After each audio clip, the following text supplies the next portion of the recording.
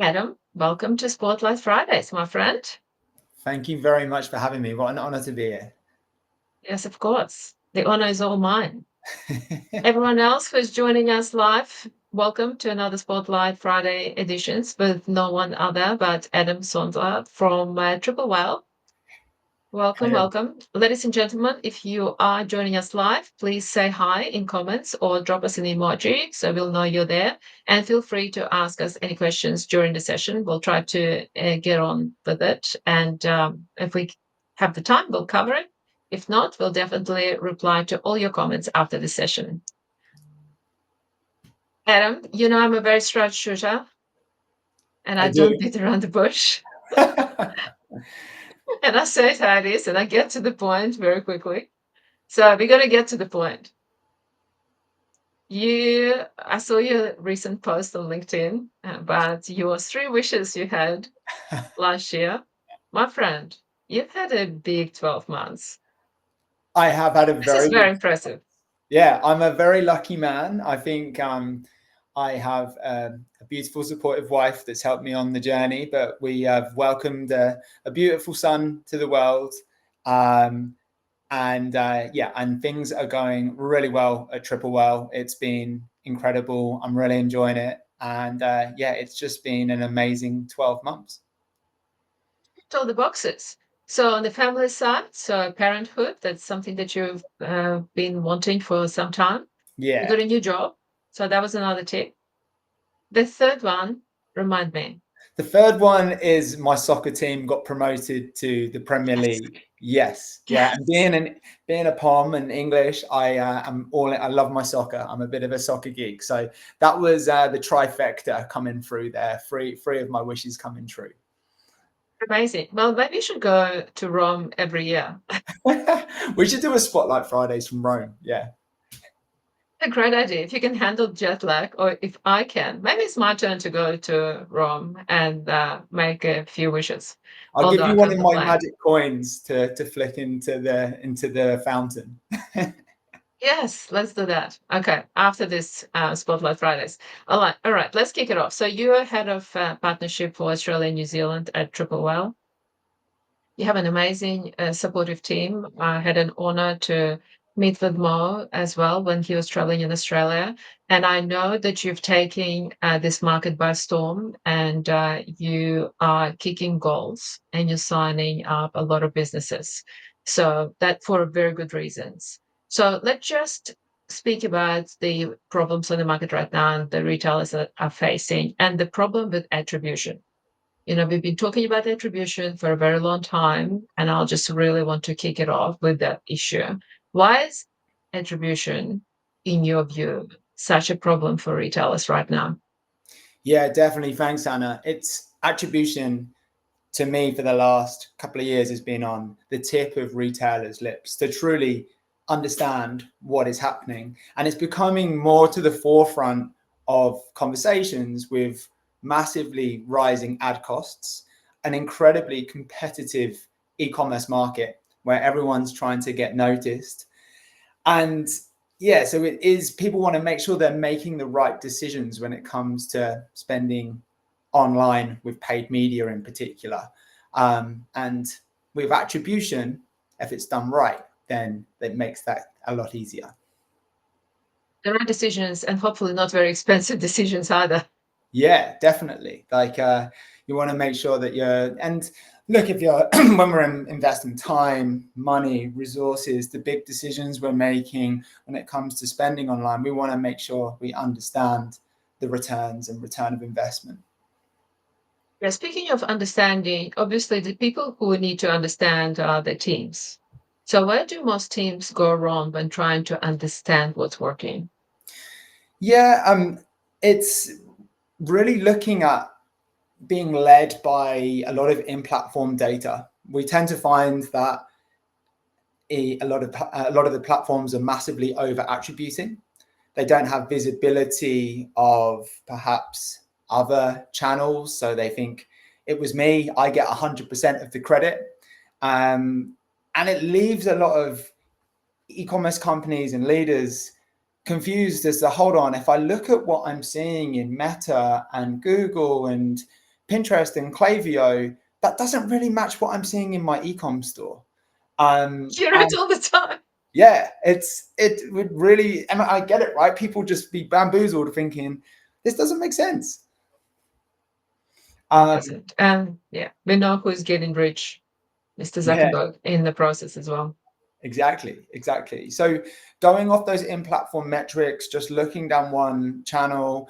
Also, I do think the where people are going wrong is they're also using just one model of attribution. And what I mean by that is, say where someone is used to using GA4 and they're using that last click is what people look at. Well, last click is great if you actually want to know what was the last digital platform that someone clicked on before they purchased the product. But e-commerce is, as we really know, there's a lot of kind of stages on that path to purchase. So just understanding the last click perhaps is also where people are falling short, right? So where are people finding my products? How are they, and if we're investing in platforms like TikTok and Meta, which are much more focused on the top of funnel, then last click perhaps isn't quite as important or relevant. So being able to look at multiple attribution models as well, depending on what we're looking to find out, is also where I think a lot of mistakes are made. What you said about the attribution, because it takes on average about 9 to 11 interactions with the brand to make that first purchase. So you need to, you're never going to know where they've seen you from, where they came from, what channel. So last click doesn't tell you the full story. It can tell you part of the story, but you won't know where to double down on your effort on which channel. I agree with you. So how reliable do you think is platform level data these days? Look, I don't think it gives us a bit of an indication. But it really, if we're looking at all of that in-platform data, we have to remember that platform data is reliant on cookies and cookie windows that are stretching back in some platforms only like a week or two. So those kind of considered purchases, if I'm purchasing something like a new couch or a television that maybe is a considered purchase, that, like you said, Anna, has that kind of 11 different kind of digital touch points and it expands more than a couple of weeks, then cookie deprivation is going to prevent us from really understanding at those in-platform metrics. I was speaking to the guys at Klaviyo recently, and we were having an open discussion saying that, with cookie data, they're missing out on about 30% of, with cookie deprivation, they're missing out about 30% of those interactions. A massive percentage Yeah, that gets lost. definitely. We've been talking about this cookie deprecation for a very long time, for years, let's just say. So Yeah. what's the impact on tracking and attribution? Yeah, so if you are just relying on cookie data and in-platform metrics, then you are going to be basically guessing what's happening. And I get blown away still when I speak to huge multi-million dollar, sometimes $100 million businesses that say, yeah, well, we kind of know, but we just go off the cookie data or the in-platform metrics to give us an idea, and it's even like 10 or 15% out. Those kind of just being like a guesswork, a kind of finger in the wind kind of idea, it's not enough, because it does result in millions and millions of dollars being wasted online and decisions not being as accurate and good and quick as they should be. Isn't it the education process? And I think this is what Triple Well does very well, because how do you help teams to move from what happened to what to do next? Yeah, definitely. And it's look, Triple Well, we're letting the room to talk about attribution. That's the first thing that we do. But really, because it's a big problem and issue, and gives a lot of e-com leaders a big headache. So actually just showing them like, okay, this is how it works. And there is a way that isn't reliant on cookies where we, a pixel is going to capture every single digital touch point. Some cases, like you said, it's 11, Anna. Sometimes it's hundreds. And so capturing every single digital touch point upon that path to purchase is possible with a solution like Triple Well and other solutions that are out there as well, that allows you to then understand that entire path to purchase and help you realize, like, okay, well, this is actually what's happening and this is what I can do. And being able to therefore not just understand some of those questions like, okay, well, should I invest on this campaign or should I double down on a certain platform? Understanding really important metrics outside of attribution as well. So understanding really key metrics about your products. So what are my top performing products, most profitable products, ones that are running out of inventory, all of those kind of pieces that make up an essential piece of the e-com jigsaw puzzle, if we like, are really important, as well as like my customers. Who's a new customer? Who's a returning customer? Who are my most loyal customers? Which customers purchased last year that haven't purchased this year? So understanding all of those really key metrics on attribution, your campaigns, your customers, and your products are super key things that we can help with. That'll be very powerful. Do you mind sharing an example where better attribution completely changed a brand strategy? You don't have to name the brand if it's confidential. Look, there's a couple of brands from an attribution perspective, and I can't mention this one, but it's a large company that operates in Australia that are a global company. They were really quite perplexed. Like, hold on, we keep on we're taking all this. This Meta is telling us that we should be spending more here, so we can't understand why we're not being profitable. And this was a multi-million-dollar. They were doing about $30 million a year in revenue, and they were losing so much money on their campaigns. By using Triple Well, they were able to understand, actually, it was quite alarming when they saw some of their campaigns that they were doubling down on and spending on were not being as profitable. And they increased in just a short period revenue by their online, they decreased their online spend by about 25% while maintaining the same levels of revenue. So really cutting back on those costs. And on average, customers that sign up to Triple Well will see an increase in revenue in the first 60 days of around 42%. So huge uptake in revenue when someone comes on board with Triple Well as well. A huge percentage. So, what are some red flags that tell you that a brand is flying blind with their data? Do you have a set of questions that you normally ask them when you walk into Yeah. the brand? Oh, it's interesting you say that, Anna, because normally their customer will, you ask one or two, hey, so how's it going? What do you do? How do you kind of monitor the success of your online campaigns? And they sheepishly responds like, oh, we kind of still do it this way. And they kind of have their tail between their legs, knowing that it's probably a better way of doing it. And that's why they're having a chat with us. A loaded question.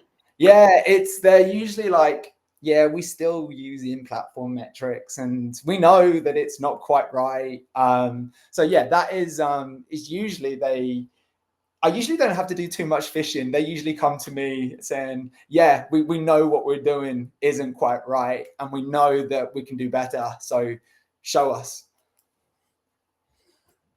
It's a very good start to the conversation. Very Yeah. educational. But So, look, I do how quite would like you? finding out. Oh, sorry, Anna. I do quite like asking a little bit of a deeper question. It's like, hey, so what kind of models do you use to understand what's working? So is it ROAS? Is it MER? What's like the North Star metric that you guys look at as a business to determine success? Profitability? Is it new customer ROAS? So really understanding what's important there as well is like a much more open question that people, we love doing this, and we've started looking at MER, and we've started to look at different models like MMM and things like that as well, which is super cool. Which metrics do you see more frequently? Which one's overarching? Is it MER? Is it ROI? Yeah, What is look, I think that more often than not, like I've seen lots of posts and things like that, and articles like ROAS is dead, and I get it that because there are obviously different models out there. Most people, when they look, that we speak to, will start off by looking at ROAS. It's a concept that helps break down campaigns quite simply. But I do think it is important, again, depending on what you're looking to find out, to have not just focus solely on one metric. So lots of people that, yes, ROAS might be like the foundation where we start to look at like return on ad spend and things, but then we might want to say, okay, well, for these campaigns in particular, maybe because they're top of funnel, let's look at new customer ROAS here, because that's what these top of funnel ones, new customer ROAS, we might have Klaviyo campaigns that are based on retention, so let's look at a different metric for those guys like MER and things like that. So yeah, super interesting. And MMM is something that's super exciting and cool as well, especially for retailers with their offline investments and things like that. So I think it's really, again, with the more complex landscape that we're operating with, millions of marketing messages and trying to get cut through, having something like a trusted MMM model is also super cool and a great way to understand, okay, well, if I were to make these changes, what should I expect to happen? Tell me the forecast here on what I should expect. complex, right? There's the technology is everywhere, and we love all the shiny tools, but they're useless if we're not using them. So yeah, something needs to create that framework of everything what you have and what it is that you're tracking, and the whole attribution piece to know where to double down and where to actually drop it and cut it off. So, well, maybe you don't know because we did not rehearse this, but we wouldn't have this conversation without mentioning AI in some shape or form. So, what's the role of AI, in your opinion, in helping make sense of the data? Okay, so I'm going to first of all say that last week, I want to apologize to the LinkedIn community for the bombarding it with AI stuff. We had a huge, exciting release at Triple Whale. I was super pumped about it. And I know lots of tools out there are like, we have an AI tool, we have an AI tool. And some of them are going to, and I think every AI is being utilized in every aspect of business. Like you can't really go against it. With Triple Whale, I'm super passionate about the AI capabilities that we have. I'm going to break this down into two pieces, LMM, and then let's talk agents. LMM is, that conversational piece, like we're using ChatGPT every day. The reason I'm so passionate and love the Triple Whale Mobi, we have our Mobi Mobi LMM solution, is because ultimately data that we're putting into AI, what we get out is only as good as the data we put in.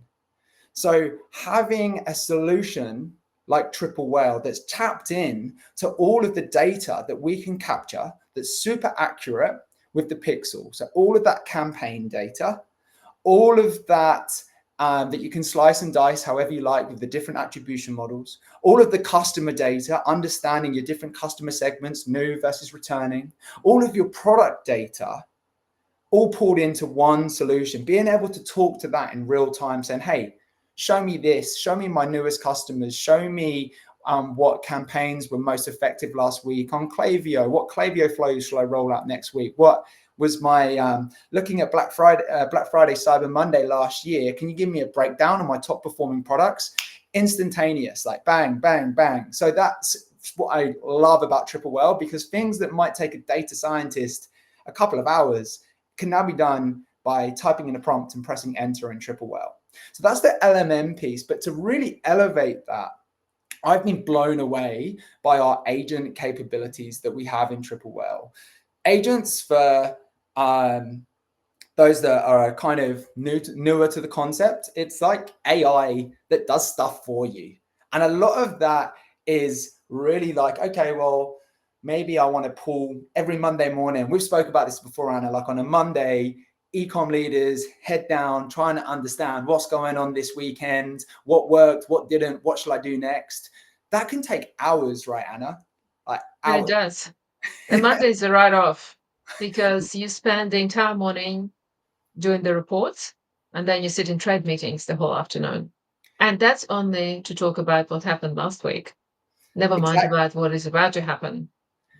So that's where agents come in. So you could have a pre-built agent. I'll give you an example of a customer in Australia that I just love, and they do awesome things. LSKD. So LSKD, they had an agent that they ran that helped them understand their channel performance. They click go on this AI agent that probably would have usually taken them about an hour to pull in all of this data and everything like that happened over the weekend, what products sold the most and what's our inventory levels and what do we need to action. The AI agent runs with a click of the button, tells them everything, which is great. Gives you this dashboard.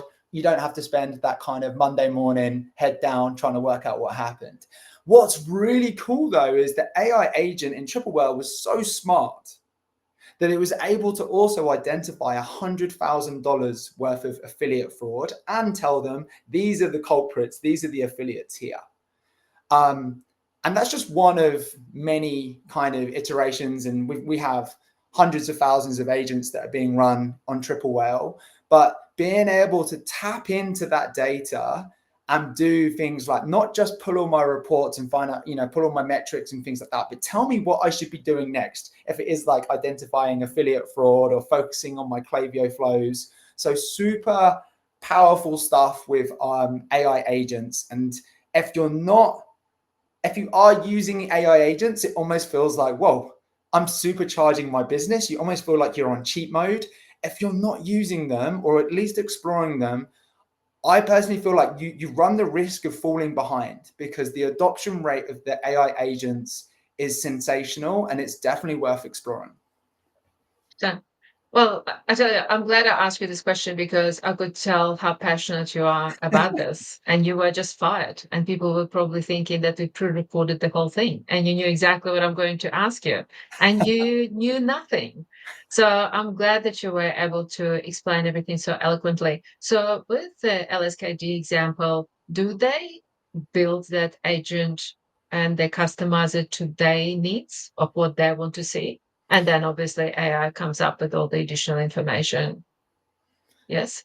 Yeah, so the AI agents, the great thing about AI agents is brands can be empowered to create the agents and, based upon it's not like someone who can write with AI, you don't need to be a coder or developer to build or create these agents. You can build them with prompts. So LSKD and hundreds of other brands that we work with that are leveraging AI agents will write these agents saying, hey, I want to pull in all of my channel, all of my campaign data from TikTok, Pinterest, Meta, and Google. Tell me my creative that's working. Tell me my creative that's failing. Call out any anomalies. And you might just have that set to run. You could just have it set to run every Monday morning. You might want it to run every 15 minutes. So depending upon like the data you're looking to pull, but you can, so it's a kind of a set, and you can then just click go on it and it will just churn out and give you a beautiful presentation to tell you what's happening and what to do next. The cool thing with AI as well is you can, with that LMM kind of feature that we talked about earlier, a more extensive version of that would be what I'd refer to in Triple Whale as a deep dive. So you could be like, if you're scratching your head thinking, shall I do Click Frenzy and Black Friday, Cyber Monday, or shall I just do one of them, or any kind of question that you've got? You could also ask that to an AI solution that would go deeper, like a deep dive. And that would also talk to all of your data, all of your ecom data, campaign data, look at all of your creatives, and give you a really extensive response as well. So it's a really, there's lots of different smart ways that we can be adopting AI to make better decisions, as well as, like, in an answer to your question, Anna, I've gone on a slight tangent. These can be set ad hoc or just on a scheduled basis. I hope that Cyber Monday is already top of mind for everyone because it's not that far away. But I promise you that even the brands, if they decide not to participate in one or the other, closer to the day, they'll start getting a massive FOMO. Yeah, like And it's all going to be like, you know what, let's just build and send that campaign out. But hopefully there will be a very smart approach to it with the usage of AI. That was a brilliant example. Thank you. My question to you about the adoption of Triple Well within the team, is it normally the digital team that has the ownership of it, or do finance team get involved? How does it work in any of the brands that you're across? Yeah, it's a really interesting question. Thanks, Anna. It's usually head of digital that looks after it, but because of the extensiveness of the product, like it's not just paid media, it is usually driving a lot of those kind of really important e-com insights. The people who are using the platform most effectively are when it's curated from the top down. So CTO, head of digital, being like, right, this is like pretty cool. And it's going to make sure that we can spend so much more time actually focusing on these pieces here. So we no longer need to, we can focus on being proactive now. This is why I asked you this question, because I think it's very important to not just to bring more tech in, but really have that ownership set up across every single platform. And as you know, that's my background. That's why I asked the question. But thank you. You've answered it very eloquently. I appreciate it. I have a couple of personal questions to ask you, if you don't mind. And even if you do, it's too late anyway, because I'm going to ask I was you. going to say I wasn't going to say no anyway, but far away. I know I love a personal question, so go. I do. I do know that. And tell me, what advice would you give to a younger version of Adam? A younger version of Adam. Um, I think a younger version of Adam probably got more worked up and stressed about things. Maybe got it, and I'd just say, hey, look, it's all going to be okay.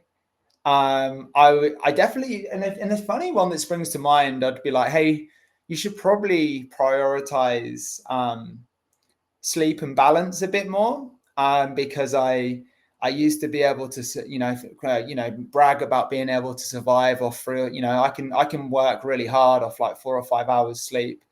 And that's something that I've adopted a lot more now is making sure I, even with a baby, trying to focus on getting at least six, trying to get as close as I can to those 8 hours of sleep a night, which I personally feel has helped me to optimize my performance and happiness in general. But yeah, a younger Adam, I just say it's all going to be all right, mate. Just be happy and enjoy it. Fun fact, you're probably spending too much time with Red, because it's exactly how he answered that question. I still remember it because it was that impactful. I can see I know Rad you on the can. comments, so he's probably Yes. laughing now, saying, "Yeah." Yeah. Yes. I'm just watching the chat thinking that emoji is going to drop in comments immediately from him. But Red, we see you, we hear you, and we listen as well. But another question I have, what is the recent challenge, or it doesn't have to be that recent, you can go as recent as you want to, that you've had and you've overcome? Because we all have challenges, but what was that? There's something that stood out for you. A recent challenge. Um, yeah, a recent challenge. I think from a personal perspective, I'm gonna talk about striking the right balance entering into fatherhood. So I have the most, I'm so blessed to have such a gorgeous baby boy, Henny, and a beautiful wife. But I'm very career focused as well. And I did find myself being pulled in different directions to try and be the best dad, the best husband, to crush it at work. I'm very passionate about Triple Well, and I want to really, really, take this as far as I can and support the ecom community as much as I can. But I was finding that I was probably not leaving enough for me, Adam, myself, to go down the gym and fill my cup up. Um, and I always felt that if you look at those as four cups, parenthood, being a husband, being corporate Adam, and then Adam, something I always found there was some kind of cup that was being a little bit depleted. And I found the best way for me to really do this was to over communicate. So to talk to my wife, to actually just say how I feel. Say, hey, I feel like I need to spend a little bit more time at work today because I have a crazy day tomorrow. Or, hey, how are you feeling, darling? Do you need to fill your cup up a little bit more? What's the plan for tomorrow? So over communicating with my wife to make sure that the both of us could fill our cups up as much as possible was how I got over the challenge of helped navigate one of the challenges that came into being fatherhood. You continue to navigate that for the rest of your life. And it's going to be the most, I mean, you're already experiencing it, but it's the most rewarding and beautiful journey ever. So I absolutely love your answer. It took me years and years to arrive at that communication destination, but I think it's a key to successful and fulfilling relationship because no one meant to be a mind reader. And people are different. Sometimes people need to process things, and it takes a little bit longer. They can't say it in the moment. But I think it's so important to know that your cup also needs to be full as often as possibly can, because you just can't keep giving and keep emptying the cup. It's impossible. So you're going to crash. I was going to ask Anna, being someone with the amazing career that you've had, being the beautiful mom and wife that you are as well, do you have any advice or wisdom for my wife and I now that we've started on parenthood so that we can keep our can navigate through that as well? I know I've said my kind of way of getting over it was over communicating, but I'd love to hear some guidance from you. No one ever asked me this question. And you definitely turned the corner and put me on the spot. Thank you for asking. I do have I have a beautiful family, and I have an amazing child, as you know. She's a remarkable human, and I learn from her something every day. So I spoke to her on the phone for an hour last night, and she gave me a lecture. But there's something that she said to me, and she said, "Mom, you need to trust the journey." And thought this is something even I couldn't say it better myself. So, trusting the journey, because you're going to go through many reiterations.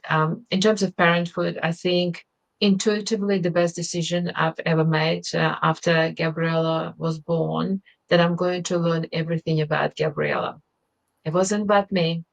It wasn't about her father. It wasn't about the ancestry and all the DNAs and how I was brought up, because my parents brought up in the way they were brought up. That was a bit, you know, semi-military kind of regime. Had to do things every hour on the hour.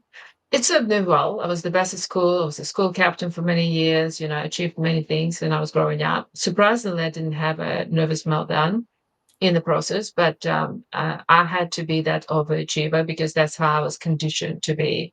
With Gabriella, I took a different approach. I wanted to understand what are her characteristics, her personality, what makes her tick, and mold my parenthood around that, so that it just wasn't a one-way street. Because I'm your mom, and because I said so, you must do this. So I had to evaluate. I took her to ballet classes because I was a semi-professional dancer for many years, and I started dancing from the age of 5. So I thought it was a brilliant idea to take her to a ballet class at the age of 4. And she walked out of that class, and she took the tutu off, and she said to me, "This is all yours. And if you want to dance, you can go and dance. At the age of 4, I'm not coming back here." So, and I Wow. left it. I left it, and then she became later on. She earned a black belt at karate, and it was a completely foreign to me, but she initiated that. And then she became a very good tennis player as well. From the age of 7, she started playing, and she still plays the game as well. So just my suggestion is just figure out what this little beautiful man in your life, who is he as a human being, and take it from there. That's beautiful. Thank you, Anna. It's my pleasure. I don't even know how we end up in here, but I completely forgot it's a live session. We can talk about parenthood for a long time, but I Good. absolutely would love to share many stories. But yeah, as a result, Gabriella is a beautiful human that I look up to, and I absolutely treasure our relationship, and always will. So she's my biggest achievement in life. But that me starting crying on the live recording. Adam, it's been a wonderful conversation. You're an incredible person. I'm so glad that we met, and we have a lot of conversations, and we have had for a few months. But I'm so glad that you reached out and we were able to have this session. It's been fantastic. I think everyone who listened to us, they got a lot of takeaways, and your passion absolutely came through. When you'll see when we finish this, and you'll see the comments. Um, uh, Attached to this event. They're beautiful. So thank you so much. I'm very grateful for this conversation, and you're amazing. Thank you so much for Thanks, having me. everyone. And thank you to all the community that jumped on today as The well. Thank you. community are very supportive. Thanks, guys. We love you and have a great weekend. We'll see you very soon.